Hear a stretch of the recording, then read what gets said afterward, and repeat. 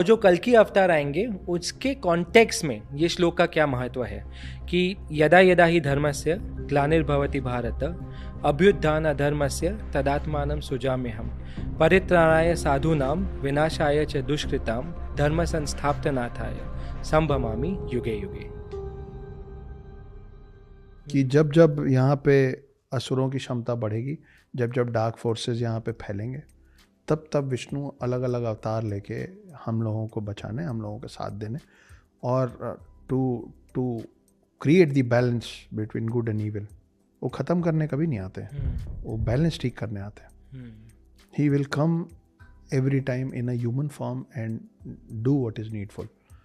तो ये जो चीज़ है, वो जिसको ये श्लोक नहीं पता है और उसका इस श्लोक को हिंदी में इसका मतलब क्या है उसको नहीं पता है, उसको भी मालूम है कि जब जब रावण आएगा तो राम आएंगे और जब जब कंस आएगा तो कृष्ण आएंगे। तो धर्म की रक्षा के लिए भगवान का उतरना तय है। कल की किससे लड़ रहे हैं? कल की लड़ रहे हैं काली से। काली मतलब वो वाली काली नहीं, तो काली माँ है जी। ये कली और काली के बीच में कुछ नाम है इसका।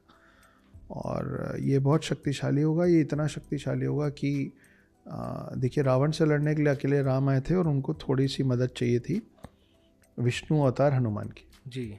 ठीक है, शेषनाग के साथ। कंस को मारने और धर्म का परचम लहराने के लिए महाभारत के समय में कृष्ण आए थे जी। उनको भी शेषनाग और उनको भी थोड़े से हनुमान की जरूरत पड़ी थी, वो ध्वज पे बैठे जी। लेकिन कली जो है वो इतना ताकतवर होने वाला है कि उससे लड़ने के लिए कल्कि को 7 चिरंजीवियों की जरूरत पड़ेगी। 7 चिरंजीवी जो हैं उसमें देखिए कौन कौन है। विभीषण और राजा बलि जो हैं वो राक्षस हैं जी। तो उनको तामसिक और राक्षसी शक्तियों की भी ज़रूरत पड़ेगी। हनुमान है जिनके लिए बोला जाता है कि वो जिस युद्ध में उतरे वो युद्ध तो तय है जी। ख़त्म है, उनकी भी ज़रूरत पड़ेगी। कृपाचार्य जैसे धनुर्धर और अश्वत्थामा जो कि श्रापित है उसकी भी ज़रूरत पड़ेगी। और वेद व्यास जितने नॉलेज की भी ज़रूरत पड़ेगी जी। तो इतने सारे 7 चिरंजीवी जो अभी तक ख़त्म नहीं हुए हैं उनका क्या पर्पस है?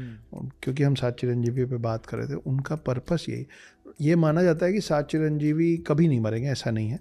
7 चिरंजीवी, सातों के सातों चिरंजीवियों को मोक्ष की प्राप्ति होगी कलयुग के अंत में। अच्छा। क्योंकि फिर जब सतयुग शुरू होगा ना तो फिर से हनुमान का जन्म होगा, फिर से अश्वत्थामा का जन्म होगा। तो वो नए सेट ऑफ 7 चिरंजीवी तैयार होंगे, ये सेट ऑफ 7 चिरंजीवी खत्म होने के बाद, और इनको मोक्ष की प्राप्ति होगी कल्कि का साथ देके काली को हराने के बाद। अमेजिंग।